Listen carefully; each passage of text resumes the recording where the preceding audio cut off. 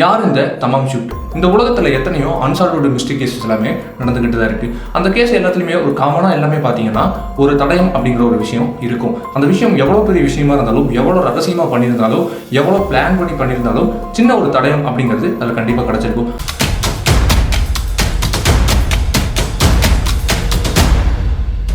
December 1st, 1948 இந்த காலகட்டம் எப்படிப்பட்ட ஒரு காலகட்டம் அப்படின்னு பார்த்தீங்கன்னா, நம்ம இந்தியாவுக்கு சுதந்திரம் கிடைச்சி ஒரு வருஷம் ஆன காலகட்டம் தான் 1948. அந்த டைமில் ஆஸ்திரேலியாவில் ஒரு பியூட்டிஃபுல்லான சன்செட்டில் எல்லாருமே வாக்கிங் போய்கிட்டு இருக்காங்க. அந்த டைமில் பார்த்தீங்கன்னா ஒரு மனிதர் ரொம்பவே வருந்தி வாழ்க்கையில் ரொம்பவே சோர்ந்து போன மாதிரி வராரு. இவர் பார்க்க எப்படி இருக்காருன்னு பார்த்தீங்கன்னா, நீட்டாக கோட் சூட் எல்லாமே போட்டிருக்காரு, பேண்ட் போட்டிருக்காரு, அவர் ட்ரெஸ்ஸை இன் பண்ணியிருக்காரு, டை கட்டியிருக்காரு, க்ளீன் ஷேவ் பண்ணியிருக்காரு, ஹேர் கட் நீட்டாக இருக்காரு. இவரை பார்த்தாலே எல்லாருக்கும் மரியாதை கொடுக்கணும் அப்படிங்கிற ஒரு எண்ணம் வருது. இவரை பார்க்கறதுக்கு எப்படி இருப்பாருன்னா ஒரு பிஸ்னஸ் மாதிரி இருப்பாரு. இவர் பார்க்கறதுக்கே ஒரு ரிச் லுக்ல இருக்கிற மாதிரி தான் இருப்பாரு, கம்பீரமா இருக்கிற மாதிரி இருப்பாரு. ஓகே, இவர் இவ்வளவு சோகமா இருக்கிறதுக்கு என்ன ஒரு காரணம்னு அவங்க எல்லாருமே பார்த்துக்கிட்டே போயிட்டு இருக்காங்க. இவர் அப்படியே மெதுவாக நடந்து போய் ஒரு கடற்கரையில ஒரு பாறையோரமா, அதாவது கடல் பாறையோரமா உட்கார்றாரு. இவர் உட்காந்துட்டு சோகமா வானத்தை பார்க்க ஆரம்பிக்கிறாரு. கடலோட சன்செட் எல்லாமே பார்த்து ரசிச்சுட்டு அப்படியே சோகமா உட்காந்துட்டு இருக்காரு. மக்கள் எல்லாருமே இவர் இவ்வளவு டீசெண்டா இருக்காரு, இவர் இவ்வளவு ரிச் லுக்ல இருக்காரு, இவர் ஏன் இங்க உட்காந்துட்டு இருக்காரு, இவர் கூட யாருமே இல்லை அப்படிங்கிற விஷயத்த எல்லாமே கவனிக்க ஆரம்பிக்கிறாங்க. சில நேரங்கள் போகுது, நைட், அதாவது ஈவினிங் வாக்கிங் போனவங்க எல்லாருமே போய் நைட் வாக்கிங் போகிறவங்க எல்லாருமே பார்த்துட்டு போகிறாங்க. இந்த மனிதன் ஏன் இவ்வளோ டீசெண்டாக இந்த இடத்துல உட்காந்துட்டு இருக்காரு, இவ்வளோ கொசுக்கடியில் ஏன் இங்கே உட்காந்துருக்காரு, வீட்டுக்குள்ள எல்லாமே வீட்டுக்கு போகாமல் இங்கேயே உட்காந்துருக்காரு அப்படிங்கிற விஷயம் எல்லாமே கவனிக்க ஆரம்பிக்கிறாங்க. சரி, ஓகே, இவருக்கு நமக்கு எந்த ஒரு சம்மந்தமே இல்லை, நம்ம நம்ம வேலையை பார்க்கலாம் அப்படின்ட்டு அவங்க வேலையை பார்க்க போயிடுறாங்க. அடுத்த நாள் காலையில், அதாவது நேற்று ஈவினிங் எல்லாருமே வாக்கிங் பண்ணவங்க எல்லாருமே அடுத்த நாள் காலையில் ஜாகிங் எல்லாமே போகிறக்கு வராங்க. அப்போ இவங்க நோட் பண்ணுற விஷயம், அந்த மனிதர் இப்போ வரைக்கும் அங்கே தான் உட்காந்துட்டு இருக்காரு, அதே மாதிரி சோகத்தோட வானத்தை பார்த்துட்டு இருக்காரு அப்படிங்கிற ஒரு விஷயத்த எல்லாருமே கவனிக்கிறாங்க. சரி, ஓகே, இவங்களுக்குள்ள எல்லாமே பேசிட்டு அந்த மனிதர்கிட்ட போய் உங்களுக்கு என்ன பிரச்சனை அப்படிங்கிற எல்லாருமே கேட்கலான்னு போறாங்க. அவர்கிட்ட போய் பார்க்கும்போது தான் அவரை பத்தி தெரியுது, அவர் உடம்புல உயிர் இல்லை அப்படிங்கிற ஒரு விஷயம். இந்த மனிதரை பார்த்ததுக்கப்புறம் எல்லாருமே பதறி போகிறாங்க. அதாவது இவர் இறந்துட்டாரு அப்படிங்கிற ஒரு விஷயத்தை எல்லாருமே தெரிஞ்சதுக்கப்புறம் எல்லாருமே ரொம்பவே பதறி போகிறாங்க. இதுக்கப்புறம் பக்கத்தில் இருந்த போலீஸ் ஸ்டேஷனில் கம்ப்ளைண்ட் பண்ணுறாங்க. போலீஸ் எல்லாருமே விசாரிக்கிறாங்க. இவர் இங்கே எவ்வளோ நேரமாக இருக்காரு, இவர் பேர் என்ன, இவர் எங்கேருந்து வந்தார் அப்படிங்கிற விஷயங்கள் எல்லாத்தையுமே கவனிக்க ஆரம்பிக்கிறாங்க, விசாரிக்க ஆரம்பிக்கிறாங்க. அந்த மக்கள் எல்லாருமே சொல்கிற ஒரு காமனான விஷயம் என்னன்னா, இவரை நேற்று ஈவினிங்லேருந்து தான் நாங்கள் பார்த்துட்டு இருக்கோம், இதுக்கு முன்னாடி இவரை நான் இந்த ஊருக்குள்ள பார்த்தது இல்லை, இவர் ஒரு நியூ ஃபேஸாக தான் எங்களுக்கு இருக்காரு அப்படிங்கிற மாதிரி எல்லா மக்களும் காமனாக சொல்லிட்டு இருக்காங்க. அதாவது அந்த டைமில் ஈவினிங்கும் நைட்டு ஜாகிங் பண்ணுவாங்க, மார்னிங் ஜாகிங் பண்ணவங்க மட்டும்தான் இந்த மாதிரி சொல்லிட்டு இருக்காங்க. மற்றவங்க யாருக்குமே இவரை பற்றின ஒரு டீட்டெயில்ஸ் எதுவுமே கிடைக்கல. போலீஸ் எல்லாருமே இன்வெஸ்டிகேஷன்ஸ் எல்லாமே ஆரம்பிக்கிறாங்க, போஸ்ட்மார்ட்டம்ஸ்க்கும் அனுப்பி வச்சாங்க. போலீஸோட இன்வெஸ்டிகேஷனில் என்ன கிடைக்குதுன்னா, இவரை பற்றின பேர் எதுவுமே கிடைக்கல அப்படிங்கிற ஒரு விஷயம் இவங்களுக்கு கிடைக்குது. இவங்க எல்லாருமே குழம்பி போகிறாங்க. இந்த மனிதரை பற்றின ஒரு விஷயமே இல்லை, இவர் எங்கிருந்து வந்தார், இவர் யார், இவர் என்ன பண்ணிட்டு இருந்தார் அப்படிங்கிற ஒரு விஷயம் யாருக்குமே தெரியாத ஒரு புதிராக தான் இருந்துட்டு இருக்கு. இதுக்கப்புறம் பார்த்தீங்கன்னா போஸ்ட்மார்ட்டம் ரிப்போர்ட்ஸ் எல்லாமே வருது. போஸ்ட்மார்ட்டம் ரிப்போர்ட்டில் வந்ததுக்கப்புறம் தான் ஒரு அதிர்ச்சி இவங்களுக்கு எல்லாருக்குமே காத்துட்டு இருக்கு. போஸ்ட்மார்ட்டம் ரிப்போர்ட்ஸ் எல்லாமே வெளியே வருது. அதில் டாக்டர்ஸ் எல்லாமே என்ன சொல்லியிருக்காங்கன்னா, இந்த ரிசல்ட்ஸ் கேட்டு போலீஸ் எல்லாருமே மிரண்டு போகிறாங்க. டாக்டர்ஸ் அந்த ரிசல்ட்டில் என்ன சொல்லியிருக்காங்கன்னா, இவர் விஷம் சாப்பிட்டு தான் இறந்துருக்காரு, இவருக்கு விஷம் தானா சாப்பிடல, இவர் வாயில் யாரோ ஊற்றி விட்டுருக்காங்க, அந்த மாதிரி விஷயங்கள் எல்லாமே சொல்கிறது. போலீஸ்காரங்க டாக்டர்ஸ் இந்த ரிசல்ட்டை கொடுத்ததுக்கப்புறம் ரொம்பவே மிரண்டு போகிறாங்க. இவர் இவ்வளோ டீசெண்டாக இருக்காரு, இவர் இறக்கிறதுக்கான ஒரு காரணம் என்ன, இவரை கொல்றதுக்கான ஒரு காரணம் என்ன, இவர் பார்க்கறதுக்கு பணக்கார மாதிரி இருக்காரு, ஒருவேளை சொத்துக்காகவும் இவர்கிட்ட இருந்த பணத்தை பறிக்கிறதுக்காகவும் இவரை கொண்டிருப்பாங்களா அப்படிங்கிற மாதிரி நிறைய கொஸ்டின்ஸ் வருது. இன்னொரு சைட்லேருந்து இன்னொரு கொஸ்டின்ஸ் என்ன வருதுன்னா, இவர் கொல்லணும்னா தனியாக ஒரு இடத்துலையும் இல்லை தனியாக ஒரு காட்டுக்குள்ளேயும் ஆள் நடமாட்டம் இல்லாத இடத்துல வச்சு கொண்டிருக்கலாம். ஆனால் பப்ளிக் பிளேஸில் ஒரு விஷம் கொடுத்து ஒரு இடத்த தனியாக விட்டு போகிற அளவுக்கு இந்த அளவுக்கு பிளான் பண்ணி பண்ணுறவங்க யாரு அப்படிங்கிற விஷயமும் இவங்களுக்குள்ள ஓடுது. சில நாட்கள் போகுது, இவரை எப்படியாவது புதைக்கணும் இல்லையா, இவர் இறந்துட்டாரு. இவர் புதைக்கிறதுக்கு முன்னாடி போலீஸ்காரங்க எல்லாருமே என்ன பண்ணுறாங்கன்னா, இவர் போட்டிருந்த ட்ரெஸ், இவர் போட்டிருந்த பேண்ட் பேக்கெட்ஸ் எல்லாத்தையுமே செக் பண்ண ஆரம்பிக்கிறாங்க. இந்த பேண்ட் பேக்கெட்ஸ், ட்ரெஸ் பேக்கெட்லையோ எல்லாத்துலையுமே ஏதோ ஒரு பர்ஸ், விசிட்டிங் கார்டு, ஒரு ஐடென்டிஃபிகேஷன், இவரை பற்றின ஏதோ விஷயம் கிடைக்குமா அப்படிங்கிற விஷயத்தை தேடுறதுக்காக எல்லாத்தையுமே செக் பண்ண ஆரம்பிக்கிறாங்க. இவரோட பேண்ட்ஸ் பேக்கெட்ஸ், ஷர்ட்ல எல்லாத்துலையுமே இவரை பற்றின ஒரு பர்சனல் டீட்டெயில்ஸ் ஒன்று கூட கிடையாது. நம்ம போட்டிருக்க ஷர்ட் எல்லாத்தையுமே பின்னாடி பேட்ச் அப்படின்னு ஒன்று கொடுத்துருப்பாங்க. இவர் போட்டிருக்கிற பேண்ட்லையும், இவர் போட்டிருக்கிற ஷர்ட்லையும், இவர் போட்டிருக்கிற ஷூலையும், டைலையும் எதுலையுமே பேட்ச் அப்படிங்கிறது ஒன்று இல்லவே இல்லை. ஆனால் அது எல்லாமே இருந்ததுக்கான தடயம் இருக்கு. ஆனால் இது எல்லாத்தையுமே யாரோ கட் பண்ணி எடுத்துருக்காங்க. இந்த அளவுக்கு ஒரு ப்ரிப்பேர் பண்ணி ஒருத்தர் கொலை பண்ணுறதுக்கு என்ன ஒரு காரணம் அப்படிங்கிறதும் நிறைய பேருக்கு கொஸ்டினாக போயிட்டு இருக்கு. இந்த விஷயங்கள் எல்லாமே போக போக ப்ரெஸ்ஸுக்கு இந்த விஷயம் எல்லாமே பரவ ஆரம்பிக்குது. இவங்க ஆஸ்திரேலியன் போலீஸ் எல்லாருமே ஒரு கேவலமாக பேச ஆரம்பிக்கிறாங்க. இந்த ஆஸ்திரேலியன் போலீஸ் ஒரு துப்பு கூட கண்டுபிடிக்க மாட்டேங்கிறாங்க. இவங்களை பற்றி தப்பான நிகழ்வுகள் எல்லாமே எழுதிட்டு இருக்காங்க ப்ரெஸ் மீடியாஸ் எல்லாருமே. இதுக்கப்புறம் வந்துட்டு இந்த கேஸை நம்ம எப்படியாவது சால்வ் பண்ணணும், நம்ம வந்துட்டு ப்ரெஸ் மீடியாவில் வந்துட்டு ரொம்பவே கேவலப்படுத்தப்படுறோம் அப்படிங்கிற ஒரு காரணத்தினால எல்லாருமே இன்வெஸ்டிகேஷன் வந்துட்டு தீவிரமாக ஆரம்பிக்கிறாங்க. இதுக்கப்புறம் என்ன நடக்குது, பர்டிகுலர் நாளில் என்ன நடக்குது அப்படின்னு பார்த்தீங்கன்னா, சாமட்டான் ஊரில் இருக்கிற ஒரு ரயில்வே ஸ்டேஷன்லேருந்து போலீஸ்க்கு எல்லாருமே ஒரு தகவல் வருது. இங்கே வந்துட்டு டிசம்பர் 1 ஒரு பேக் ஒருத்தவங்க விட்டுட்டு போயிட்டாங்க. இந்த பேக்கில் வந்துட்டு பொருட்கள் எல்லாமே இருக்குது, ஆனால் இது வந்துட்டு யாருமே என்னோட பொருள் அப்படிங்கிற மாதிரி யாருமே இது வரைக்கும் வந்து கேட்கல. நாங்களும் அட்வர்டைஸ்மெண்ட் எல்லாமே நிறையா கொடுத்துருக்கோம், யாருமே இது வரைக்கும் வந்துட்டு யாருமே இது எங்கள் பேக் அப்படின்னு வந்து வாங்கலை அப்படிங்கிற மாதிரி சொல்கிறாங்க. போலீஸ்காரங்களுக்கு இந்த நியூஸ் எல்லாமே கிடச்சினா ஓகே இந்த பேக் வந்து இவரோட இருக்குமோ அப்படிங்கிற ஒரு சந்தேகத்தில் அங்கே போய் அந்த பேக் எல்லாமே செக் பண்ணுறாங்க. அந்த பேக் பார்க்கும்போது அந்த பேக்கில் இருக்கிற ட்ரெஸ் எல்லாமே நிறையா இருக்குது, ட்ரெஸ் மெட்டீரியல்ஸ் எல்லாமே நிறையா இருக்குது, ஆனால் முக்கியமான பொருட்கள் எதுவுமே கிடையாது, இவரை பற்றின டீட்டெயில்ஸ் எதுவுமே கிடையாது. அந்த பேக்ஸ் எல்லாத்துலேயுமே நிறைய ட்ரெஸ்ஸஸ் எல்லாமே இருக்குது. அந்த ட்ரெஸ்ஸஸ் எல்லாமே பார்த்தீங்கன்னா அந்த கழுத்தில் இருக்க பேட்ச் எல்லாமே கிழிக்கப்பட்டு தான் இருக்குது, எந்த ஒரு எவிடன்ஸுமே இல்லாமல் இருக்குது. இதில் ஒரு சிகரெட் பேக்கெட்ஸ் இருக்குது. அந்த சிகரெட் பேக்கெட் எப்படி இருக்குன்னா, உள்ளே இருக்கிற சிகரெட் ஒரு கம்பெனி, வெளியே இருக்கிற அந்த பாக்ஸ் ஒரு கம்பெனி, இப்படி வித்தியாசமாக யூஸ் பண்ணுற ஒரு பொருள் எல்லாமே இருந்துட்டு இருக்கு. இதை பார்த்தோன்னா இவங்களுக்கு ஒரு குழப்பம், இவர் ஏன் இவ்வளோ டிஃப்ரெண்ட்டாக இருக்காரு, வித்தியாசமான ஒரு ஆளாக இருக்காரு, இவர் இப்போ வச்சிருக்க இந்த ஒரு ட்ரெஸ்லையும் இந்த ஒரு பேண்ட்லையும் எந்த ஒரு பேட்சுமே அப்படி இல்லை அப்படிங்கிற மாதிரி கேசஸ் எல்லாமே ரொம்பவே தீவிரமாக போகுது. ஆஸ்திரேலியாவில் இருக்க எல்லாராலையுமே பேசப்படுற ஒரு கேஸாக மாறுது. இதுக்கப்புறம் ஆஸ்திரேலியன் கவர்மெண்ட்லேருந்து ஒரு ஹையர் ஆஃபீஸரை இதுக்குன்னே தனியாக செப்பரேட்டாக அனுப்புகிறாங்க. இவர் வந்துட்டு இவர் போட்டிருந்த ட்ரெஸ், அதாவது இவர் இறக்கும்போது போட்டிருந்த ட்ரெஸ் எல்லாத்தையுமே வந்துட்டு செக் பண்ண பார்க்குறாரு. ஆனால் இதுக்கு முன்னாடி செக் பண்ண போலீஸ் எல்லாருமே என்ன சொல்கிறாங்கன்னா, அந்த ட்ரெஸ்ஸில் ஒன்றுமே கிடையாது, நீங்கள் அதை பார்க்குறது வேஸ்ட்டு அப்படின்னு எல்லாருமே இவரை கேவலப்படுத்தி சொல்கிறாங்க. இதுக்கப்புறம் அந்த ஹையர் ஆஃபீஸர் என்ன பண்ணுறாரு அப்படின்னு பார்த்தீங்கன்னா, அந்த ட்ரெஸ் எல்லாத்துலேயுமே நாராக கிழிக்கிறாரு. இந்த ட்ரெஸ்ஸை அவர் கிழிக்கும் போது மற்ற போலீஸ்காரங்க எல்லாருமே என்ன சொல்கிறாங்கன்னா, ஏங்க இருக்கிறதே இது ஒரு எவிடன்ஸ் தான், இதையும் நீங்கள் கிழிச்சிட்டிங்கன்னா அடுத்ததுக்கு நீங்கள் என்ன பண்ணுவீங்க அப்படிங்கிற மாதிரி நிறைய கொஸ்டின்ஸ் எல்லாமே வருது. இருந்தாலும் அவங்க சொல்கிறது எல்லாத்தையும் ஒரு பக்கம் தள்ளி வச்சுட்டு இவரோட நம்பிக்கைக்கு இவர் வந்துட்டு இந்த ட்ரெஸ்ஸுக்குள்ளே ஏதாவது இருக்குமா அப்படிங்கிற மாதிரி ட்ரெஸ் எல்லாருமே கிழிச்சு பார்க்குறாரு. இந்த ட்ரெஸ்ஸை கிழிக்கும் போது இவருக்கு ஒரு விஷயம் இருக்குது. அது என்னன்னா, இந்த ட்ரெஸ்ஸில் 2 பேக்கெட் இருக்குது, அதாவது ஒரு பேக்கெட்டில் 2 பேக்கெட் இருக்குது, அந்த ஒரு பேக்கெட் இன்னொரு பேக்கெட் கூட ஃபுல்லாக தைச்சு வச்சிருக்காங்க அப்படிங்கிற மாதிரி ஒரு விஷயத்தை கண்டுபிடிக்கிறாரு. அந்த பேக்கெட்டுக்குள்ளே இருந்து ஒரு ஸ்லிப் கிடைக்குது. அந்த ஸ்லிப்பில் என்ன எழுதிருக்குன்னா, தமாம் ஷூட்.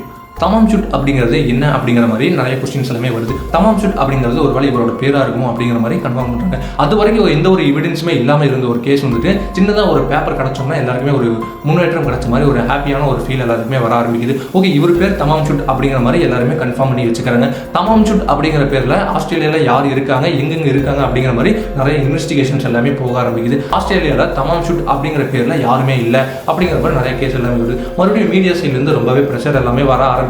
இதுக்கப்புறம் இதுதான் இவங்களுக்கு கிடைச்ச ஒரு ஃபர்ஸ்ட் எவிடன்ஸ். இதை பற்றி போலீஸ்காரங்க எல்லாருமே இந்த எவிடன்ஸை வந்துட்டு ப்ரெஸ்ல கொடுக்குறாங்க. இந்த எவிடன்ஸ் மட்டும் தான் எங்களுக்கு கிடைச்சிருக்கு, இந்த எவிடன்ஸ் இருக்கிற விஷயங்கள், இந்த எவிடன்ஸ் இருக்கிற மாதிரி ஃபாண்ட் வந்துட்டு வேற யாராவது புக்லையும் வேற ஏதாவது நோட்லையும் யாராவது எழுதுற மாதிரி உங்களுக்கு தெரிஞ்சிச்சுன்னா எங்களுக்கு இமீடியட்டாக இன்ஃபார்ம் பண்ணுங்க அப்படிங்கிற மாதிரி விஷயங்கள் எல்லாமே ப்ரெஸ்ல ஷேர் பண்ணுறாங்க.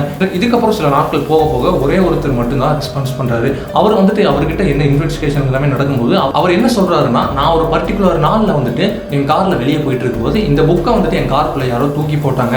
இந்த புக்கை பற்றி நான் என்னென்ன விசாரிக்கும் போது இந்த புக் என்னவா இருந்துச்சுன்னா, ஒரு பெர்சியன் பழைய கவிஞர் வந்துட்டு அவரோட கவிதைகள் எல்லாத்தையுமே சேர்த்து வச்ச ஒரு புக்காக தான் இது இருந்திருக்கு. அதாவது அவரோட கவிதைகள் எல்லாத்தையுமே எழுதி வச்ச ஒரு புக்காக தான் இது இருந்திருக்கு. இதில் இருக்கிற ஃபாண்ட்டும் நீங்கள் இந்த காமிச்ச இந்த ஃபாண்ட்டும் ஒரே மாதிரி இருக்கு. இதை நான் நியூஸ் பேப்பரில் அட்வர்டைஸ்மெண்ட்டாக பார்த்ததுக்கப்புறம் தான் உங்களுக்கு இன்ஃபார்ம் பண்ணி நான் நேரில் வந்தேன் அப்படிங்கிற மாதிரி எல்லாருமே சொல்றாரு. இதுக்கப்புறம் பார்த்தீங்கன்னா போலீஸ்காரங்க எல்லாருமே அந்த புக்கை நீங்கள் எடுத்துட்டு வாங்க, இந்த மாதிரி விஷயங்கள் வந்துட்டு ரொம்பவே முக்கியம், இது எங்களுக்கு ஒரு எவிடன்ஸ், இதை நீங்கள் எடுத்துட்டு வாங்க அப்படிங்கிற மாதிரி அவர் பக்கம் ஒரு ப்ரெஷர் கொடுத்து அவர் அந்த புக்கை கொண்டு வராரு. இந்த புக்கை பற்றின ரிசர்ச் எல்லாமே பண்ணுறாங்க. அதாவது இந்த வேர்டுக்கு இந்த புக்கு ஏதோ சம்மந்தம் இருக்கா அப்படிங்கிற மாதிரி எல்லாமே செக் பண்ணுறாங்க. இந்த புக்கை ஃபுல்லாகவே செக் பண்ண ஆரம்பிக்கிறாங்க. அதாவது இந்த புக்கை ஃபர்ஸ்ட்லேருந்து லாஸ்ட் வரைக்கும் செக் பண்ண ஆரம்பிக்கிறாங்க. எந்த ஒரு எவிடன்ஸுமே கிடைக்கல.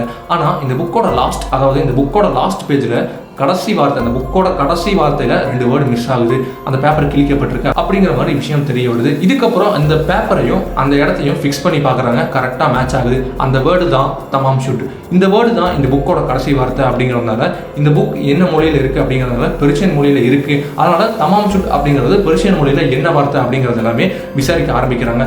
பெர்சியனில் தமாம் ஷூட் அப்படின்னா த எண்ட். இந்த த எண்ட் அப்படிங்கிற விஷயத்தை எல்லாருமே கேள்விப்பட்ட உடனே எல்லாருக்குமே ஷாக்கிங் ஆகுது.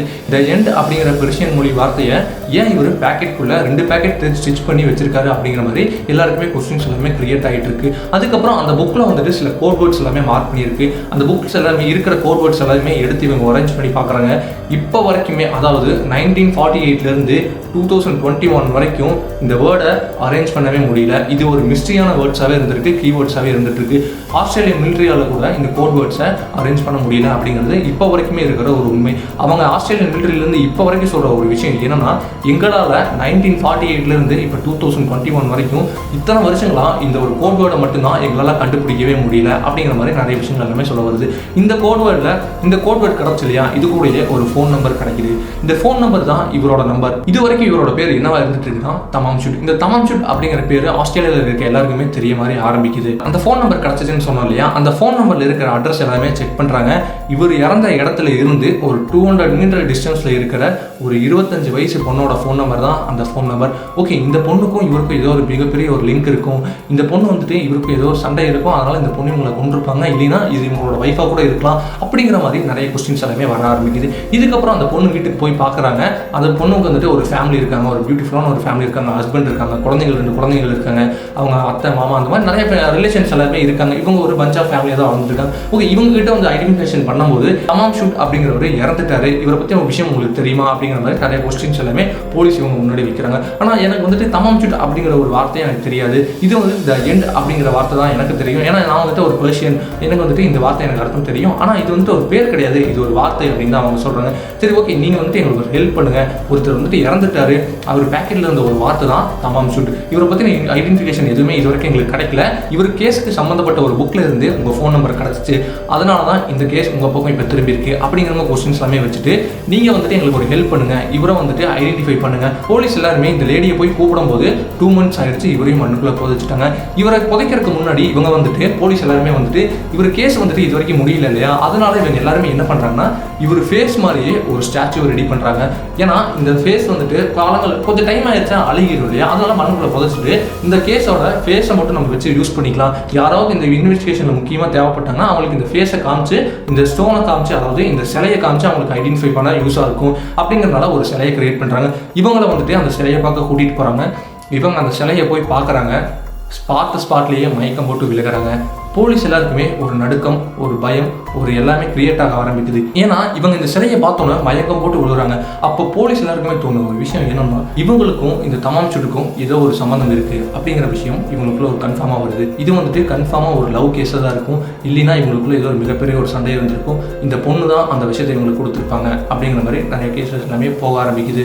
இதுக்கப்புறம் அந்த பொண்ணுகிட்ட தீவிரமாக கேசஸ் எல்லாமே ஆரம்பிக்கிறாங்க. இந்த பொண்ணுகிட்ட வந்துட்டு பயங்கரமாக இன்வெஸ்டிகேஷன்ஸ் எல்லாமே தீவிரமாக போக ஆரம்பிக்குது. அந்த பொண்ணு சொல்கிற ஒரு உண்மை என்னன்னா, எனக்கும் இந்த புக்குக்கும் அந்த தமாம் ஷுட் அப்படிங்கிறவருக்கும் ஒரு சம்மந்தம் இருக்குது அப்படிங்கிற மாதிரி சொல்கிறாங்க. அதுக்கப்புறம் வந்துட்டு போலீஸ்க்கு எல்லாருக்குமே ஒரு நம்பிக்கை வருது. ஏன்னா இத்தனை நாட்களாக வந்துட்டு இந்த கேஸ் வந்துட்டு ஒரு மிஸ்ட்ரியாகவே போயிட்டுருக்கு, எந்த ஒரு தடையுமே இல்லாமல் போயிட்டுருக்கு. இப்போ இந்த பொண்ணு மூலியமா ஒரு விஷயம் கிடச்சிருக்கு அப்படிங்கிறது மிகப்பெரிய ஒரு விஷயமா அவங்களுக்கு இருந்துச்சு. அந்த பொண்ணு என்ன சொல்கிறாங்கன்னா, நான் வந்துட்டு இந்த புக்கை நான் சின்ன வயசாக இருக்கும்போது என்னோட எக்ஸ் பாய் ஃப்ரெண்டுக்கு கொடுத்தேன், அவர் தான் இவரா அப்படிங்கிறது எனக்கு தெரியாது, ஆனால் இந்த புக்கு என்கிட்ட தான் இருந்துச்சு, இந்த புக்கை நான் என்னோட எக்ஸ் பாய் ஃப்ரெண்டுக்கு கொடுத்தேன் அப்படிங்கிற மாதிரி எல்லாமே சொல்கிறாங்க. இதுக்கப்புறம் அந்த எக்ஸ் பாய் ஃப்ரெண்டை பற்றி விசாரணை எல்லாமே போகுது. அந்த எக்ஸ் பாய் ஃப்ரெண்டோட வீட்டுக்கும் இந்த பொண்ணு இவங்களை எல்லாருமே கூட்டிகிட்டு போகிறாங்க. அங்கே போய் கதவை தட்டும் போது அங்கேருந்து வெளியே வருது இவரோட எக்ஸ் பாய் ஃப்ரெண்டு. மறுபடியும் போலீஸ்காரங்களுக்கு எல்லாருமே மண்டையை பிச்சுக்க ஆரம்பிக்குது.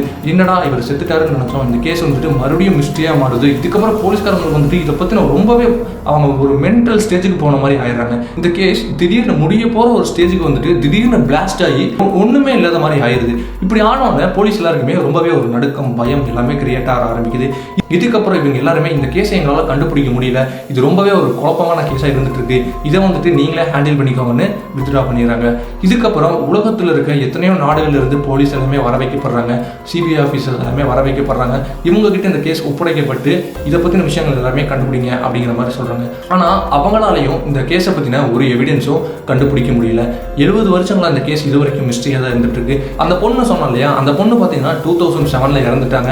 இதுக்கப்புறம் இவங்களுக்கு ஒரு ஃபேமிலி இருக்காங்க, அதில் குழந்தைங்கள் எல்லாருமே இருக்காங்க இல்லையா, இவங்களோட குழந்தைங்கள் எல்லாமே பெரிய பொண்ணு ஆகும்போது அந்த பொண்ணு வந்துட்டு இவங்க அம்மாட்ட கேட்டது, அதாவது அந்த லேடி கிட்ட கேட்குற ஒரு விஷயம், ரெகுலராக கேட்குற ஒரு விஷயம் என்னன்னா, அவருக்கும் உங்களுக்கும், அதாவது தமாம் ஷுட்டுக்கும் உங்களுக்கு என்ன சம்பந்தம் அப்படிங்கிற மாதிரி நிறைய கொஸ்டின்ஸ் எல்லாமே கேட்டுட்டு இருக்காங்க. 70 வருஷங்களா, அதாவது இவங்களுக்கு வந்து அப்போ 70 வயசு, ஓகேவா, இவங்க இருக்கும்போது அவங்களுக்கு 70 வயசு. 70 வருஷங்களா அந்த பொண்ணு அவங்க கிட்ட கேட்டுக்கிட்டே இருந்திருக்கு. அந்த பொண்ணுக்கு அப்போ 70 வயசு, ஓகேவா. அந்த 70 வருஷங்களா அவங்க பொண்ணு அவங்க கிட்ட கேட்டுக்கிட்டே இருந்திருக்கு, அந்த தமாம் ஷுட்டுக்கும் உங்களுக்கும் என்ன சம்பந்தம் அப்படிங்கிற மாதிரி நிறைய விஷயங்கள் எல்லாமே கேட்டுக்கிட்டே இருக்காங்க. அந்த பொண்ணோட அம்மா சொல்ற ஒரு காமனான விஷயம் என்னன்னா, எனக்கும் அவருக்கும் எந்த ஒரு சம்மந்தமே கிடையாது அப்படிங்கிற மாதிரி ரெகுலராக சொல்கிறாங்க. ஆனால் அந்த 70 வருஷங்களில் ஒரே ஒரு முறை அந்த பொண்ணு கேட்கும்போது, எனக்கும் அவருக்கும் சம்மந்தம் இருக்குது, அவரை பற்றின முழு விஷயங்கள் எனக்கு தெரியும் அப்படின்னு சொல்லிடுறாங்க. அந்த விஷயத்த சொன்ன அடுத்த செகண்டே அவங்க அம்மா அவருக்கும் எனக்கு எந்த ஒரு சம்மந்தமே இல்லை, நீ வந்துட்டு இந்த பேச்சை விட்டுரு அப்படிங்கிற மாதிரி பேச்சை மாற்றிட்டாங்க. இதுதான் அவங்க வாழ்க்கையில் சொன்ன ஒரே விஷயம். இந்த பொண்ணு அந்த சிலையை பார்த்து மயக்கம் போட்டு விழுந்ததுக்கும் இவங்க இப்படி சொன்னதுக்கும் சம்மந்தம் இருக்குது அப்படிங்கிறது என்னோட தாட். இதை நீங்கள் என்ன நினைக்கிறீங்க அப்படிங்கிறது கீழே கமெண்ட் பாக்ஸில் கமெண்ட் பண்ணுங்கள். 70 வருஷங்களாக இந்த கேஸ் வந்துட்டு இப்போ வரைக்குமே முடிக்க முடியாத ஒரு விஷயமா தான் இருந்துகிட்ருக்கு அப்படிங்கிறதும் ஒரு உண்மை. இந்த கேஸ் தான் உலகத்திலேயே முடிக்க முடியாத ஒரு கேஸாக இருந்துகிட்ருக்கு. அந்த லேடி இப்போ உயிரோடு இருந்திருந்தாங்க அப்படின்னா இந்த கேஸை இப்படியாவது முடிச்சிருக்கலாம். அந்த பொண்ணு இந்த நியூஸை வெளியே சொன்னதுக்கு அப்புறம் தான் இவங்க அம்மாவுக்கு இந்த விஷயங்களை பற்றி தெரியும் அப்படிங்கிறதே இந்த உலகத்துக்கு தெரிய வந்திருக்கு. ஆனால் அது என்ன விஷயங்கள், இவர் எப்படி இறந்தாரு அப்படிங்கிறது யாருக்குமே தெரியாது.